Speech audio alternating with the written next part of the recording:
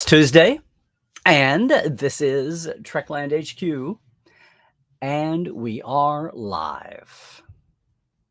Hey, Lower Decks is building block and message Star Trek.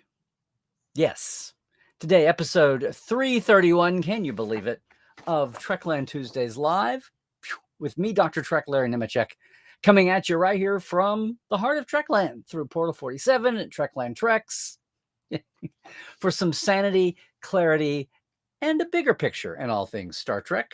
Hey, welcome back for another Tuesday. We are going to have, an episode hard on the clock today. But I want to talk about a simple message that I just spoke about in my episodically weekly Second Opinion show. But I wanted to expand it because I don't think I hit everything that needed to be said. And I wanted to share it with a slightly different audience. So hang on for that. It's a day when, I've got a little bit more news to share on a couple of projects, but I want to basically get to that. And I also want to make sure and welcome everybody to join us again on another Tuesday, our regular crowd of TTLers. They're jumping in the chat right now. And look, if you are new to Trekland Tuesdays Live, especially if you're new to everything Trekland here, but if you're new to TTL here on Tuesdays Live, welcome. Make sure you check out the chat. Let us know who you are, where you're coming from. It's okay to lurk. There's no lurker police here. But if you just want to at least pop up and say howdy, we've got, at this time of day, we have people from all over the world, all the continents. We've even had Africans, South Americans lately. It's great. Lots of Europeans and, of course, North America. And, yes, Australians. And occasionally, I think we've had one or two from China, Japan. Not that that's one country, but that neck of the woods north of Australia from around the Pacific Rim. It's a great group. So, and sometimes conversations get started and take off on a different tangent, totally oblivious to what I'm saying, because here's the thing. People are coming on from different channels. I especially love it when you come in from YouTube these days because I'm a super chat, and feel free to throw some silver and cross my palm that way. And I will look at the super chat questions first. But we also have Facebook. We also have Twitch. Just know that if you're on Facebook, you're only going to see the Facebook commenters, okay? If you're on YouTube and Twitch, you will see all three, which is kind of interesting. Anyway, glad to have you here. Please make yourself at home if you're new. I will get back. I do a weird thing, different than all of poddom and tuberdom here. I have a soapbox since we're going live. I'm going to talk about my little theme of the day, and then we will take a quick break for the lookers laters. But you'll be here. The live folks will all be here. Then I'll come back. We'll take a quick look at what passes for Parrot Analytics show ratings today for Lower Decks. And then I will dive full bore into the chat. All right. Again, we're going to have a slightly shorter episode today, but I want to make sure and get to what I want to say, and then we will get to the chat. So if you've got a question, I'm going to back scroll as always. In fact, we have help marking the back scroll. So feel free to do that and jump in. All right. Just to remind you also that I'm so proud of this. I'm so happy. I can't believe it's been 8 years since I started Portal 47. We're about to start our 9th year. And to help me kick it off, our annual open house for the anniversary this year has, yes, the great Nicholas Meyer, for those of you who, are new to the game. But Nick is going to be my special guest at 6 o'clock Pacific on the 14th. We'll have a sample Ask Dr. Trek roundtable at 7 o'clock Pacific, which, is 10 Eastern. It's a nationwide thing, 10 Eastern. He'll be on for an hour at least. Maybe we'll go a little over. We've famously gone over before. We do it every month with our regular guests. This is our open house that's free to the public every year. Plus, we have door prizes. I've got books and Blu-rays to give away that are all Trek. You can submit questions ahead of time. You can signal that you're going to be there. It's all free. Just join up. Go to, here's the thing. I've got a special page and everything. You can go over and hit, you can go to my homepage, and there we go. You can go to the homepage and click in the calendar, or you can just go right to /openhouse23. There's a page there with Nick. You can click in, just register your name and your email. And that way, you're in the drawing for the door prizes. B, you can send in questions for Nick. And C, I'll just have a head count, which is helpful to do. And we'll probably give away 4 or 5 things through the evening. All right. I can't believe this is our 8th one. We've had a great lineup of folks in the past, you'll see. And that's that. All right. Please jump in and join us. Doesn't matter if you're a regular here or if you're new. And of course, as you see the social media pop up, it'd be wonderful you'd share that too. All right. I think I broke a record last year and we had 100 on live, but I know we can do better than that. All right. I want to get in here and talk about something that I started to. I think we're all loving Lower Decks. Now, look, I realize some folks, and I have them in Portal, are waiting on the hard media. They don't subscribe week to week. So I'm going to respect that. But I've got to say up front right now, if you're not looking for spoilers, you might want to take a dive. You might want to turn the old volume down for a minute. And I know far more people are watching Lower Decks than in the early days, because in the early days it was what? A cartoon? What? Humor? What? Filmation style? Well, no to all of that. Oh, it's the guy that does Rick and Morty? Ha! I don't want my Star Trek Rick and Mortyized. Well, I could have we told you that in the beginning. I pontificated here about read his book Warped, the lost 8th season of Next Generation. And you would have a perfect clue to what kind of sense of humor we were going to see. A very loving sense of humor. Of course, 4 seasons later, 4 or 5 years later, we all know the kind of sense of humor that Mike McMahon has. And we know the team, the Titmouse Animation team, the amazing Easter eggs, detail. Yeah, the jokes, the fun, the in-house. It's like 10 years of Facebook memeing. That's all there. But the secret is what people weren't expecting. They weren't expecting Lower Decks to be canon building. They weren't expecting Lower Decks to even start having something to say in the best Star Trek tradition. And that is what, if we danced around this over the years, especially that second, then I really wanted to hit it at the end of this last second opinion.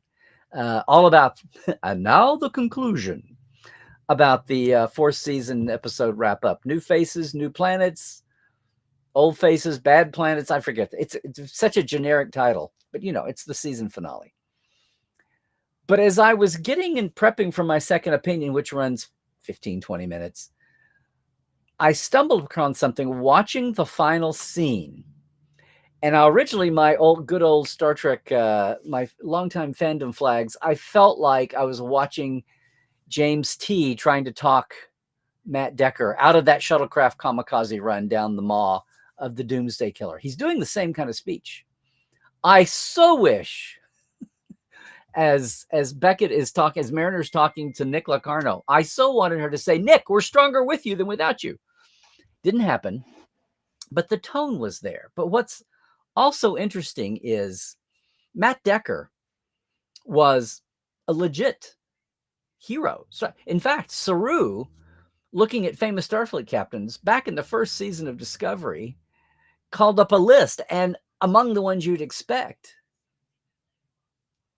was Matt Decker. Oh, okay. Captain, before he was a Commodore and in command of a fleet, or whatever that means in a field commission. The difference there with now is that Matt Decker had been a stalwart Starfleet hero and been broken. He had been traumatized. He was in shock from losing his entire crew. Go to all the old tropes and memes. He was on a Captain Ahab complex. He was going to kill that whale of his, the Doomsday Machine, or die trying, and that's what he did.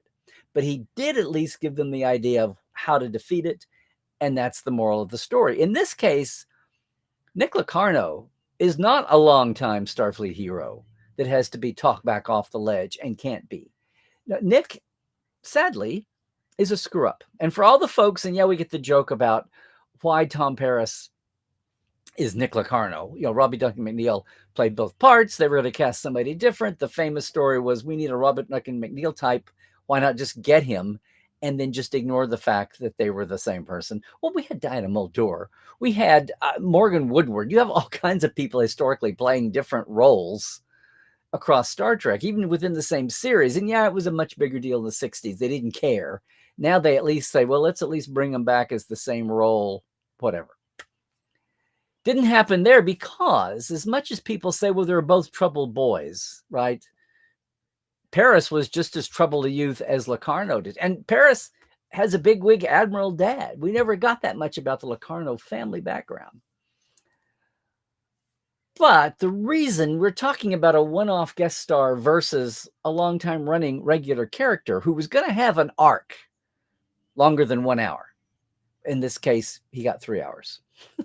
or no, 2 half hours, and maybe a 10 episode half-hour season if you count all the mystery ship attacks. Had to finally quit calling it the Agonizer ship. It looked just like an Agonizer. So it's the Nova 1. Okay. The difference there is why Locarno wasn't just used again was because they needed Paris to be redemptive. And nothing we got out of the first duty, right? The Nick Locarno investigation episode with Nova Squadron, 5th season, Next Generation, 2368. The genesis we got out of that was he was an unrelenting, unrepentant person. We watch the rest of the panel, maybe so. Will. All the focus settles on Will because he's the recurring regular character. We care about the rest of the panel, but it's Will we focus on in that time. Now, we find out later on that we bring Cito Jaxa back. They love Shannon Phil. They bring her back. Picard especially makes it a project to try to redeem her. Out of the other 3 members surviving that he had a stake in, being able to do that, he chose Cito Jaxa, of course, to tragic results, sending her on this Black Ops mission. And people can debate the morality of that. But this whole debate about why didn't you just use... Well, in the beginning of Voyager, I get it. At 7 years down and 20 years since, people who are still saying, why didn't they just use Nick Locarno again? I mean, all things are doable. Writers can bend their will with any plot or character. I get it. But I think their intention was to start fresh so that you came in with no baggage about this Tom Paris character, because they were going to have him hooked up to a famous admiral. In the end, they wanted him to be Janeway's redemption project, the same way that Picard was taking on Cito. Okay. The point here is that Nick Locarno was part of this arc. It was pretty brilliant, actually, because not only was it an interesting character that had been left there dangling in all the sea of characters across all of Star Trek over the years, but it was just going to be a fun thing. It was going to be one of those, kind of the way we got into with Picard season 3. It's going to be who's going to pop up next. And when you have a big bad and people are going down the list for the season arcs, it turns out that it wasn't a big bad. It was a little bad and internal, like a cancer. And the sad thing is, for his own sake, is Nick Locarno, as we see, and as I said, is stuck. He's still stuck back as a senior at the academy, as a first-class cadet. He's still stuck back in 2360. Everything about his life is about redeeming that. Nova this, Nova that. Starburst this, Colvard that. Everything about him is all meant to get that one moment back. He is stuck. And in the best therapeutic tradition of Star Trek, finally, in her plea to him, when the chips are down and the clock is ticking on the final finale timer, Mariner says, don't let anger define you like that. Ooh, look who's looking in a mirror. What a powerful person, the right person to say that. But then what I wasn't expecting was for this to turn with just a couple of lines. And I feel like it's flown right past everyone. I feel like I didn't do it justice. I stumbled across this so late that I was in the middle of trying to get second opinion done on deadline, at 2 a.m. And I put it in, but I don't think I hit it on the head as much as I wanted to. Basically, Mariner makes a personal appeal for Nick to beam out, to join them again, take responsibility for what he did, but have a redemption arc. She appeals personally, but then she goes broad brush. And what does she basically say? He spent all this time, he spent 13 years shriveled up, angry about what he perceives as the Federation, or even some of the mainstream, he's appealing to the lower disaffected folks on a ship of every empire or even independent. By the way, did you see Petra, Aberdeen? Yeah, an independent archaeologist guild ship or whatever they have. What I'm saying is, basically, Mariner makes the point that every system, even the most earnest ones and idealistic ones, even they have their flaws. But that is no reason to blow them up. They're not so past going that they can't be redeemed from working from within.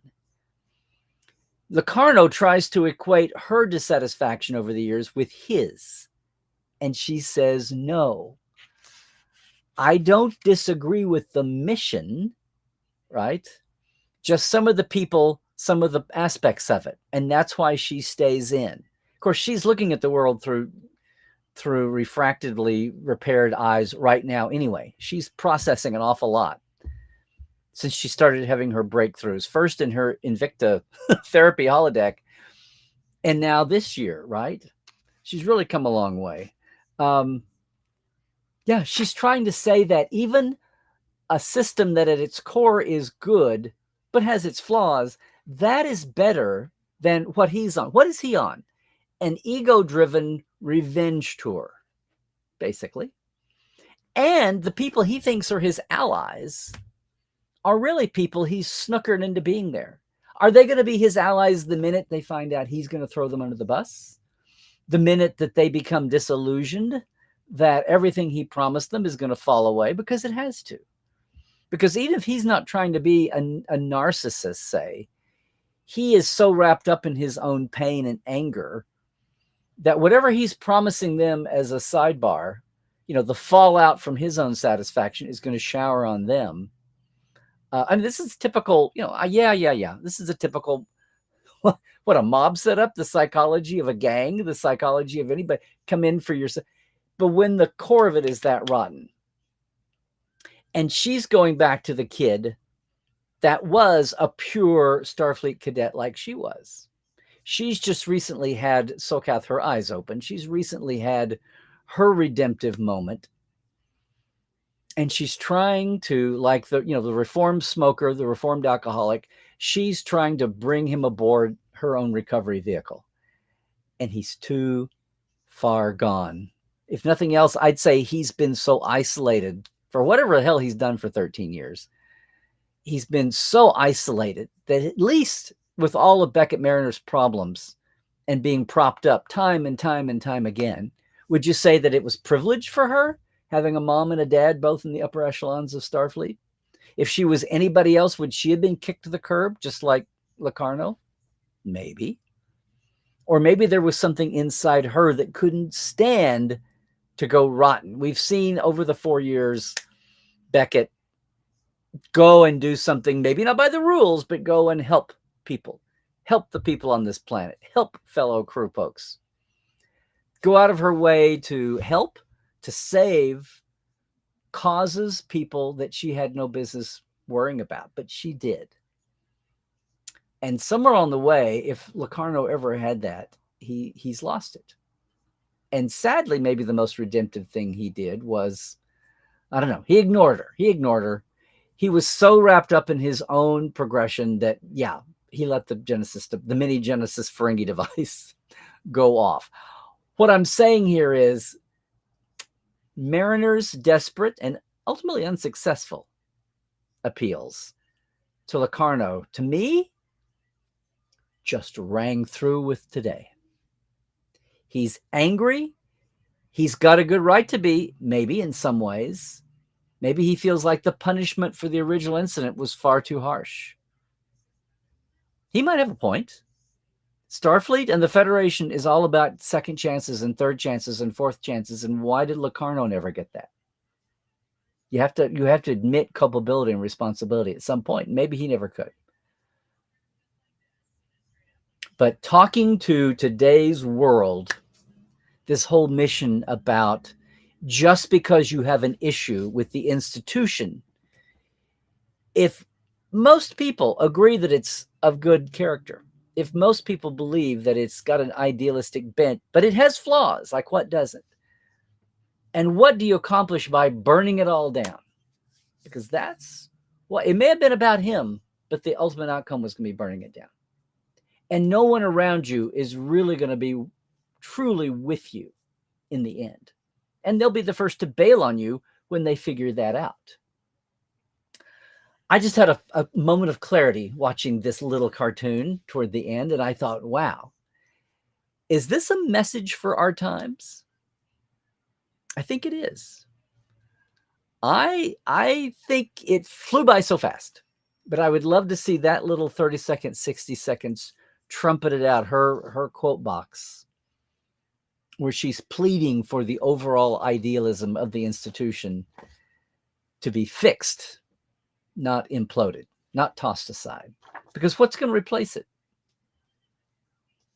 I don't know. That really got me. And yes, I did a second opinion on the episode. I hope you go watch it. There's lots more to the second opinion. This was one of, 5 or 6, well, maybe one of 20 points, 5 or 6 big points that were a lot of canon fun about Beckett and about Mariner and about a lot of things.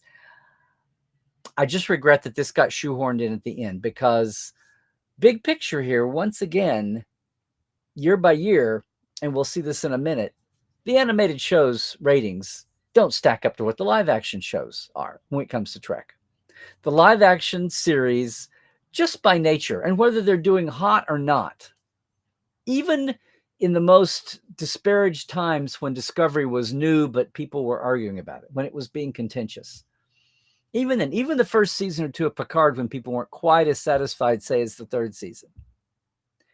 Even then, much less Strange New, which came out of the gate, a golden child, all those times, the parrot analytics, and I'm betting the digital Nielsen's, even with their flaws, they were doubling and tripling basically the eyeballs watching Lower Decks and Prodigy. And Prodigy had its, problematic showing to the world, people being able to access it. But there's just a step down in people's minds about most people's minds about animation. And I'm just here to tell you, that's not true of both series. In their own ways and a lot similarly, they may be the purest Star Trek yet, even as one appeals to kids and one appeals to your snarky funny bone. They're the heart and the pathos of both are incredible. And again, they may be the purest Star Trek yet. And if you measure Star Trek on what does it add to the canon? Oh my God, Lower Decks this year, we had the Orion shows. Lower Decks has done more for the entire Orion playbook than anything. And that's even with what we've had on Discovery and Strange New Worlds. Lower Decks has given us more background into the Orions than anything else in Trek, I'm going to say. We have fleshed out Ferengi. We have looked at Robin.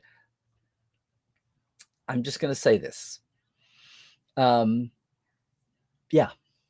You do know that the showrunners get together when needs be, and they don't just compete over who's going to get to talk about Janeway or who's going to talk about Wesley Crusher. They actually keep tabs on when Prodigy does a Borg ship, it doesn't interfere with the Picard plotline. Does a Borg ship, does a Borg episode. That happens. And everybody is paying attention to what Mike and company are doing with the Orions, with fleshing out the Ferengi, licensing Quarks, right? So I'm just saying, it's not just an animated show, and it's not just about the building block canon, which you may not be aware of. So boom, there's one, boom. Some of the best Star Trek messaging ever. And for our times, by the wind-up, the personal psyche is there along the way, all the way through, especially this season. But Lower Decks is bringing the mail. Lower Decks is bringing it when it comes to good old Star Trek commentary. It's condensed in a 22-minute episode, 25, 30-minute episode, but it's there. It's a mini message, but it's there. And if you haven't seen the finale, much less the last season, I urge you to jump in. It's really, really well crafted. I also said this already, that I think the whole running arc bit They've handled it really well, a mix of standalone story, but with the big mystery. There's even one episode where it's not even referred to. I don't know how much harder we can cheerlead for Lower Decks. Season 5 is in the way. Mike kind of shook the world a little bit a couple of weeks ago when he was talking about a potential season 6. So we'll see. We'll see. Get the numbers up for 4, and then when 5 comes around, hoot and holler for it. What I'm saying is, it has come so far. It was so enjoyable at the beginning, but how the series has matured is amazing. And yes, the inclusion of T'Lyn has been a wonderful merger. Hasn't felt glommed on at all. Now I wonder why they didn't have her at the beginning. How did we miss this in the beginning? So anyway, there is my cheering section with reasons for Lower Decks. I'm going to be curious to see what everybody says. I think most people are going to go, yay, yay, yay. But what I'm curious about is if anybody else had my takeaway. Because right now in this country and around the world, there are so many folks who are so hurt and angered. At least at some point in their life, they went down this path that they feel like the best thing to do is just burn it all down and start over, which is a lot tougher. It's like civilization coming back from a meteor strike. Might even be a totally different life form. The burn down and come back is not nearly quite as easy to accomplish as you might think. And if you do that, if you open all the gates, all the flood channels, it won't be in your lifetime, bucko, that things come back to normal better. So anyway, that's what I wanted to share. And did anybody else come away with that at the end? Because I wasn't expecting it. I was not expecting it. All right. Look, if you're on YouTube right now watching us later, thanks for doing that. I'd love it if you could come on with us live, because live, you could be part of the chat here. But even if you're watching us later, make sure to comment and spread it around on my channel here. Like and subscribe, do all those things, okay?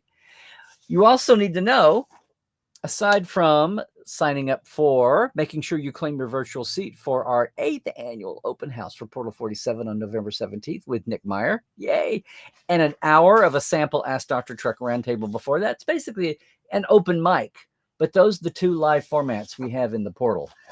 Also, a reminder that any season is a Trekland tour season. You're coming to LA, business pleasure, you got a spare day, get in touch with me early on. We'll set up a day for you. 4 stops, lunch, and my tour guiding, my hosting, my driving, my wrangling your props and your cosplay. Whatever it takes to make it a memorable, custom, unique away mission for you that you'll remember your whole life, or maybe even 2 days. Love to help you with that at treklandtreks.com. That's all year, any year. Check it out. Of course, it wouldn't be hello and goodbye here without a big thank you to all of our Patreons. So our TTL Club, thank you so much. Diana Hopkins, Robin Wilson, Lawrence Todd, Anne-Marie Siegel, Justin Porteous, Glenda Bruton, Chris Jiggins, Pranakasha Productions, Comedy Forecast, and Andrew Jasimski, and our live wires who have access to our early years of Portal 47 interviews, the first 2 or 3 backstage years. Robert McLean, Byron Bailey, J.R. Pull, Javier Gunn Johnson, Alan Hoenzi, Dave Gregory, Tobias Rex, Donna Isrunyan, I'm blanking here, and Casey Shafsky.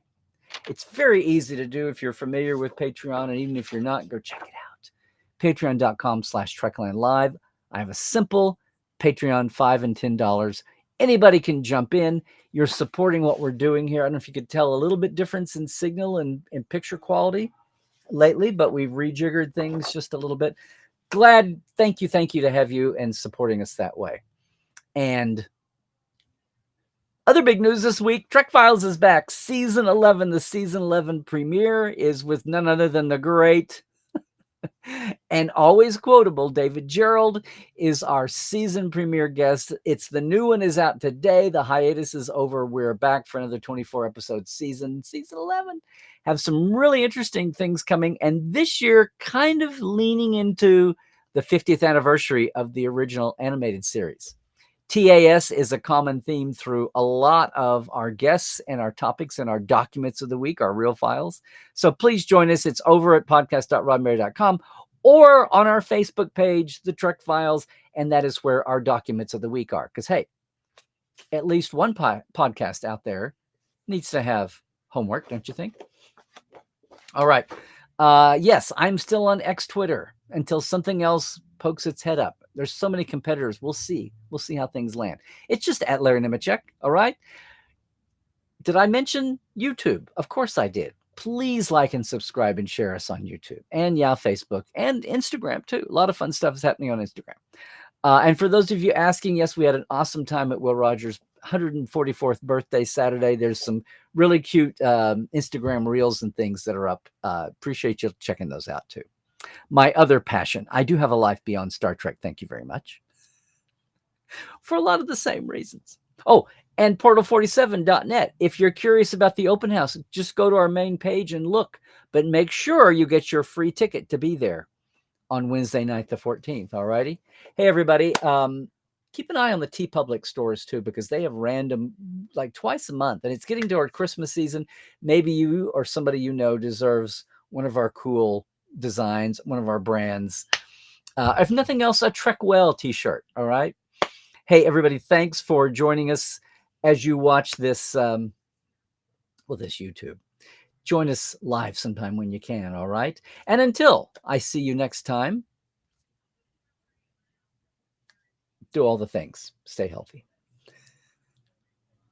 Stay woke. Check your sources. Crazy days. And yeah. Trek well, everybody.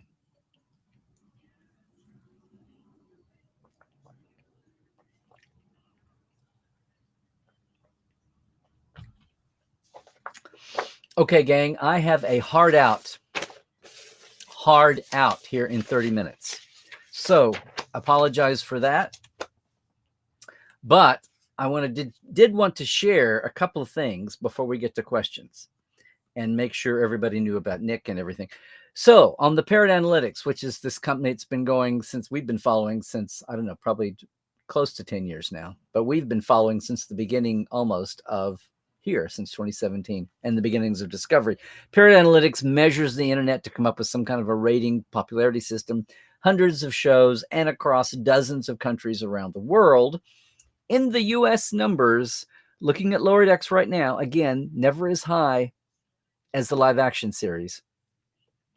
But right now, on their average demand expression metric, now gauged against those 500-600 shows as the average show factor, LowerDecks is up 10% in the last week. And I'm looking at TV Geek because you can't get this on their home site anymore.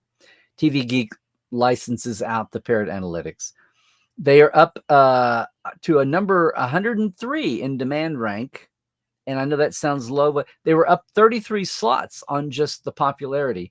Their average demand score, where are we? They were at, you ready for this? Their average was 23, almost 24 times the average show. The peak was at 26 times the average show. And again, this all leaves them in the outstanding upper 2.7% of all series. All right. So actually, that's nearly 3%, 2.9%. So they're still in the upper 3% of all series as measured in the US by their online showing. So they're on a spike, which you would expect coming into the end there. So I'm going to back scroll, and I promise that we are doing, again, super chats and people throwing coin in. So I'm going to interrupt the normal flow because I see, thank you, Sean O'Sullivan. Boom. What are you asking me? On what planet did Bashir's uncle kill Kirk? Not in canon, but in real life. Yeah. Siddig Fadil's uncle is Malcolm McDowell on the British side, I guess. Is this trivia for everybody? Or no, surely not. You're not paying for the privilege of asking everybody the trivia. People have said Viridian 3, I am sure by now. Right? Yeah, I see Doralta has it here. Okay. There we go. Okay. I'm going to look real fast and see. Now I'm back scrolling. Okay. But thank you. Thank you for the silver crossing my palm there. In euros too. Okay, Don. There's more than one YouTube live stream happening. Thank you for sharing time. Thank you for splitting screen with us. Hey, Trek reviewer. I think you've been with us on a Tuesday. Yes, I know you have. Yeah. So glad to see you back again. Let's see who's here. Okay, real questions, gang. I have to, yes, be out here in about 20 minutes or so.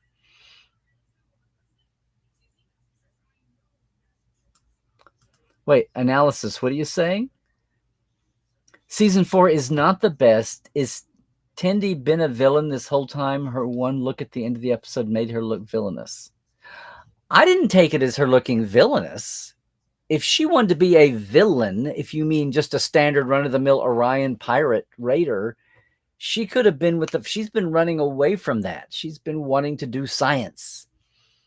It's like science is the thing that when you find a Klingon scientist, right? Or a Ferengi scientist, somebody who has to buck the, call it the cardboard cutout meme of their culture, but it feels like it's always science that is the one that separates the oddballs from the others. Of course, in Talin's case, it's the way she does science with her gut until she gets to approve. That's how you leap beyond. It's a leap beyond logic. But I don't think that made her. I thought she was being determined. I thought she felt like her honor was at stake. She ultimately, they got handed a dead destroyer. Ha ha, De'Erica thought she had her. But they ultimately accomplished their goals with even the big dead Hulk. So she feels honor bound not to wiggle out of it, as she kept telling everybody, including Rutherford. I just thought she meant she's determined to get through whatever she has to get through. And hopefully in the end, she's going to outsmart her in the end. And I'm just hoping, I almost hope this will not be a one episode one-off, like Boimler on the Titan, right? Or the cliffhanger trials. Oh, Freeman's on trial. Oh, well, it was a joke. Those only lasted one episode. I'm hoping this has a little bit of an arc to it. If nothing else, as long as she's on Orion, we'll get more Orion background. And it's not cartoon level Orion background. It's real deal Orion background that is going to be uphill as we get around to it. Well, just don't dilute down the power of your numbers there. Let's see. Kyle, hand purple blue piece. Okay. Everybody getting their highs out of the way here. Thank you, Scott, for putting it. There's the once again, we got all the machinery up and running, guys, gals and peeps. Okay. Analysis of sci-fi. Has anyone ever discussed Gene Roddenberry's military service? I heard mixed things about his service. I'm not quite sure what you mean there, but I know we have, I think some have, but I know on the Trek Files, we've had some of his military documents and had one or two fans with military service. I think Dave Rossi was on, who's Air Force veteran. We've talked about his military record. And of course, he was World War II generation. So was Matt Jeffries. So were Gene Kuhn was more Korean War, but in that same era. When the draft was going, but the World War II, the greatest generation folks. Yes, there are some Trek Files where we've discussed this, but it's a ripe area. I'm wondering what you've heard that wasn't so keen. He was in a crash and shot. Yeah, they had some rough times in there. He was a B-17 bomber, I want to say, pilot, navigator. Hey, I'm here, and so is John X, man. Good to see you. Let me see. Is this a...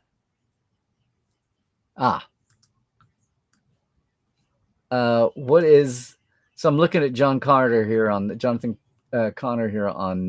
texting. Yeah, old friends, new planets. It's so generic. I love the way it had to be a secret. Like that's going to tell you anything.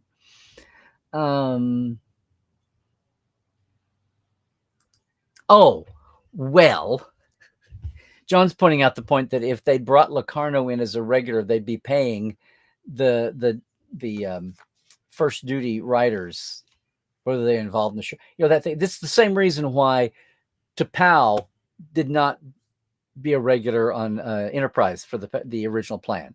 T'Pau became T'Pol. Now, you saw T'Pau as a guest star. 1 or 2 shows is nothing. But if you're going to be a regular and have those names in the credits every single week for 7 years, 26 eps a pop, a season, then that's a lot of money. And they're like, just make it a fresh start. Yes, that's part of it too.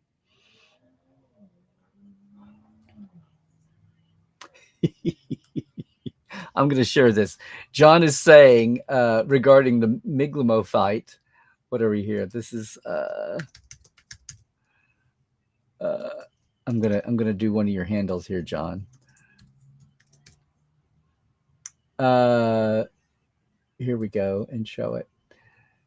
Miglimo won that fight. His opponent passed out and he was still conscious. Well, we assume he was still conscious under there. Did he oop or erp? Our heroes got hosed by the referees. The fix was in. Look, as an OU fan watching the OU OSU game last weekend, I know the feeling. Okay. Back scrolling.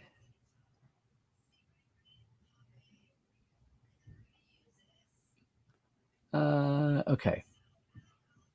Whoop, I'm going to try to fly through these. Oh.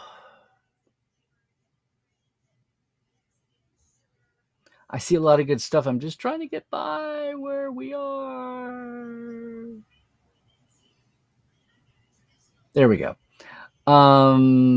Military.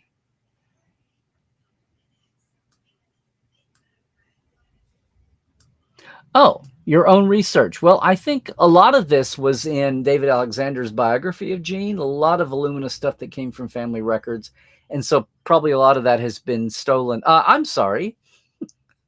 Scooped up and attributed on his Wiki. I mean, some basic research ought to help you find that if you don't go and pick up the actual book.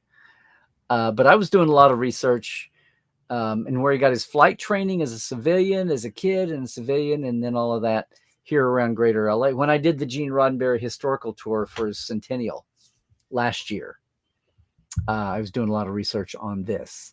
But there's a lot of ephemera that they have, paperwork and that the family has. And I think are going to get scanned for some of the digital museum sites that are there. Okay, real questions. Blah, blah, blah. Don, you say Lower Decks is your number 2 current show between Prodigy and Strange New. And I think you're in a big club, Don. I think you are.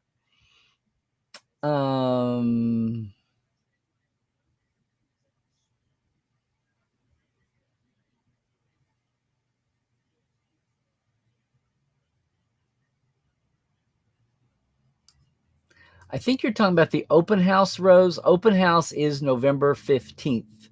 We had to bump it a day when we got Nick confirmed. So it's Wednesday night, the 15th. But if you're across the pond, that means it's 3 a.m, and it'll be the morning of the 16th. If you really want to be there.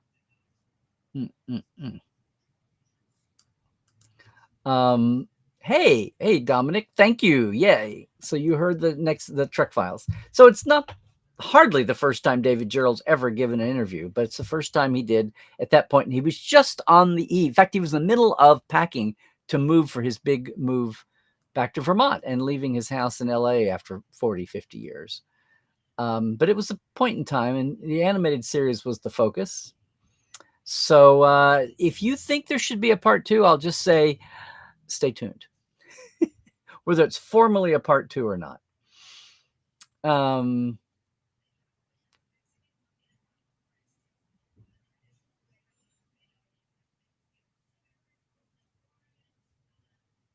let's see. Trek Files is back with a vengeance. Well, no, come on. David's a little outspoken, but I wouldn't say he's vengeful.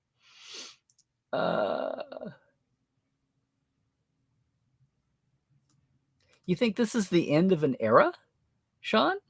Oh, for like weekly new Trek? Well, it was a 2-year era, if that's what you're thinking. Let's see. Hey, hi, I'm saying hi to everybody. I got about 10 minutes here to get through chat. LowerDecks makes the anthology series almost moot. On the other hand, maybe LowerDecks could get a time-traveling series or spinoff. 2D animation can easier cover everything, everywhere, everywhere, all at once. Okay.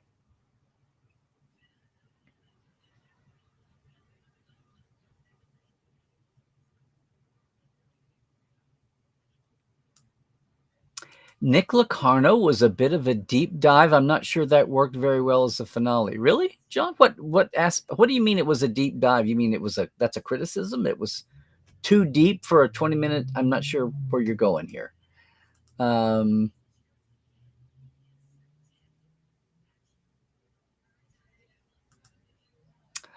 Well, when I say he was redeemed, Nathaniel, what I mean is, okay, he took it on the chin for the rest of them, but then what? That's what I mean. Apparently, he left the academy and has been a shriveled little ball of anger ever since. That's what I meant. No one ever thought, people thought to go back and get Cito. People thought to go to, obviously for Wesley. No one thought to go redeem Nick Locarno. That's what I meant. There was nothing inherently there that people thought they should bring back. And they thought that, aside from the money issue, they thought that, I think, as well with because if Nick Locarno's dad had been an admiral, that would have been something in play in the trial as well. It would have not just been Joshua Albert's commander dad. So, oh, there you go. The LowerDecks for 410 finale wasn't geo-blocked. Well, there you go. Okay, sorry, I should have better spoke. Sorry, everybody. I was thinking long term, not just within the confines of the episode. Yeah, exactly, Dan. People kept trying to make Sarek and the Romulan commander somehow related, just for the funk of it.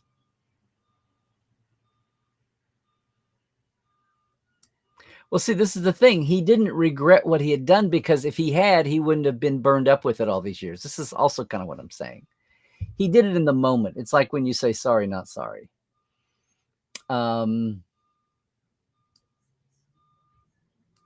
see, this was what I was half expecting for the ending, because they were always going to, I said this at some point, it was the writer's headcanon to bring Cito back, find her in a Cardassian prison, the same as Tom Riker. And we got Tom Riker on that board up front. So these are things floating around. I'm just saying, if there's a follow through to any of this, because the characters aren't going back where they were. Boimler, well, all four of the LowerDeckers continue to evolve in their various ways. Mariner's getting healthier. Boynes is getting less spastic. Rutherford is actually maybe going to have that cluelessness peeled away if he's really missing Tendi. And Tendi's on an interesting journey of her own. We'll see where that goes. But I was also noticing how Freeman is not, Captain Freeman, Carol is not nearly as spastic as she was first season. She was just all over the, like, how did you ever get a command? Even of a Cali class. Had a lot of fun. Boy, Billups got to go all Scotty. But anyway, watch my second opinion. Let's see. Okay. Oh, John X, you're hard to convince. You don't think Cito was the reason Mariner was so flaky for 4 years. It felt shoehorned into you.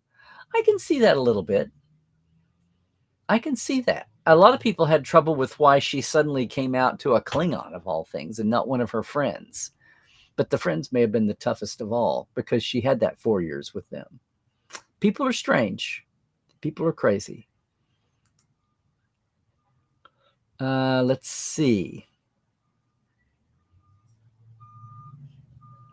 Yes. Oh, on To the Journey with back in the day. It was right. I just didn't mention that here in the bit. I didn't really get into that on the SO. It was kind of like a sidebar. People.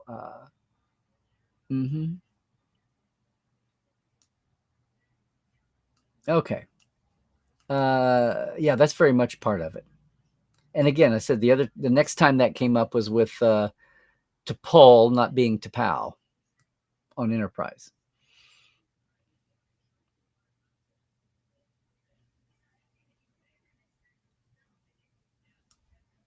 Well, thank you for sharing that analysis. There's times when I wish the world, but it's not going to be. It feels good in the moment, but you have to wake up tomorrow and move on. I hope so. Hope so. Yes. Thank you for naming a ship after me, Willem. That's very cute. And Captain McCoy, absolutely. Hello, Sherry. I'm glad you could join us today. Very good. Well,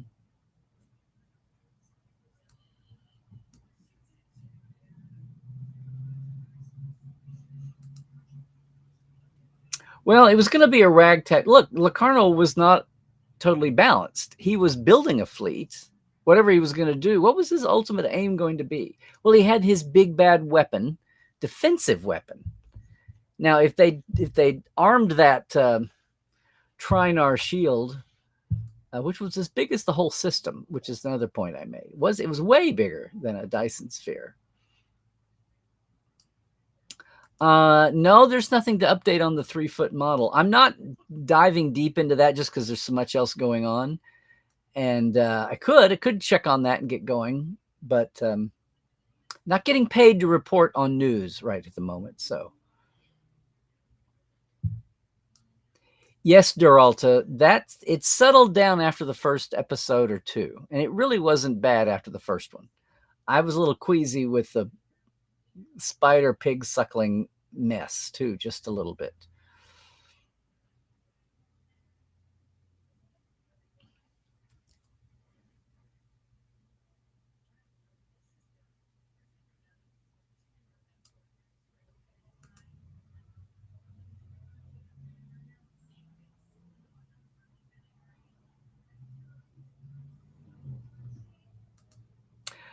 Sorry, guys. I'm like reading. I know the clock is ticking, and I'm reading questions. Yeah. Well, for one thing, everything softens with age, right? I mean, there was a time when you had people who absolutely not only hated, but ignored and went on a rampage to ignore the third season of the original series. All the Spock fans, mainly the fan fiction writers of Spock and all things Vulcan, and mainly women who hated third season. They thought Spock had been bastardized in Enterprise Incident and in Cloudminders, and it was just Fred Freiberger has ruined Spock. See, that's softened. So there you go. A lot of people, I mean, it wasn't personal. I just knew unless something radically changed, there would be no use for them in the big picture. And there's not. They're a stub. Now, I don't hate them. They were interesting. I look at the gifts. They did give us some gifts. They kept Star Trek alive for the mass world. The bean counters and the press saw Star Trek still out there, not dead, going away, as was predicted in 2005. And tons of new fans came in, and they were well cast and were respectable that way. Those are the main three gifts of those. Let's see. If they want to burn the world, they ought to play Fallout video games. There you go. And hello to you, Christian. Look, see a lot of faces pop in today. Okay. This is, yes. And now to me, it was always there since the last hiccup. It was always there, and for sure since the DVDs came out. And the studio really got behind it then, 2005 or so. But yes, 50-foot Spock is in canon. Absolutely. I will try. I will try, Don Don. Why do I feel like I'm getting into the thick of comments here?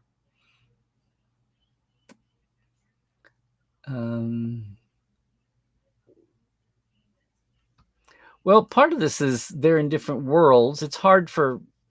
Coordinating is hard for anything when people are creative and they have sparks, and they all have their own individual deadlines, their own individual way. The industry and their media work, it is hard to do that, even when people, have good intentions.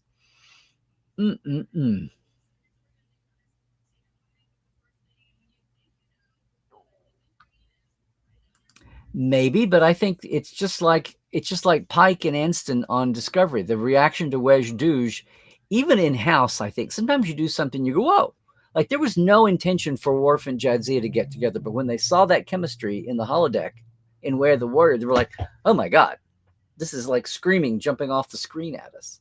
It's not quite the same with animation, but there you go.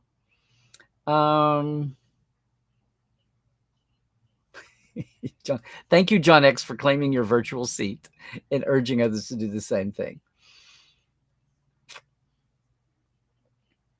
Well, that's right. The thing I got was they've been dealing with her mental health the last season or two, and it's been baby steps, and this one took a huge leap. So we'll see if there's got to be another hiccup for drama's sake, or what's gonna serve the format of the show. You can't have her go boring.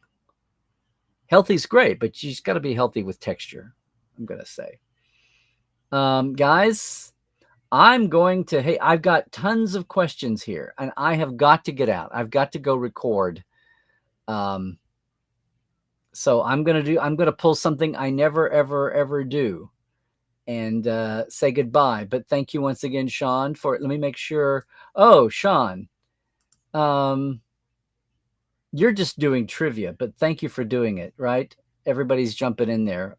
The oath of celibacy, right? Did you do this again? I'm going to spotlight you if you did.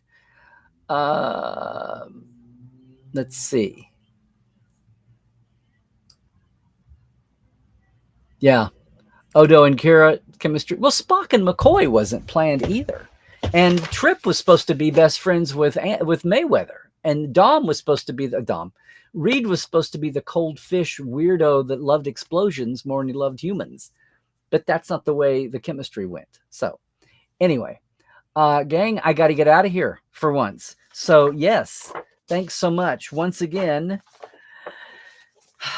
come on, gang. If you have not already, please go over and get your virtual seat. Mark the day, save the time, November 15th, Wednesday, 7 p.m. for Nick, 6 o'clock, actually, if you want to come and be part of a sample Ask Dr. Trek roundtable. It's kind of an open mic night. It's at LarryNemechek.com/openhouse23. I'll just tell you. It's a new Trek Files up this week. We're back for season 11. Go over to our Facebook page or check it on podcast.roddenberry.com. That's cool. The Patreon is at patreon.com/Treshland Live. So once again, a big thanks to all of our names. Everybody, thank you really so much. And again, if you're coming this way or hadn't thought about it over the holidays, maybe as a winter break, check with me. We'll set up a Trekland Trek for you, treklandtreks.com. Love to help you with your own unique and custom away mission. Gang, that's going to be it for today. It's a fast out today, but we will be back next Tuesday. I've got some guests on the horizon, so stay tuned for that too. Boy. Stay healthy. Do all the things, okay? Stay woke. Check the sources. And Trek well, everybody.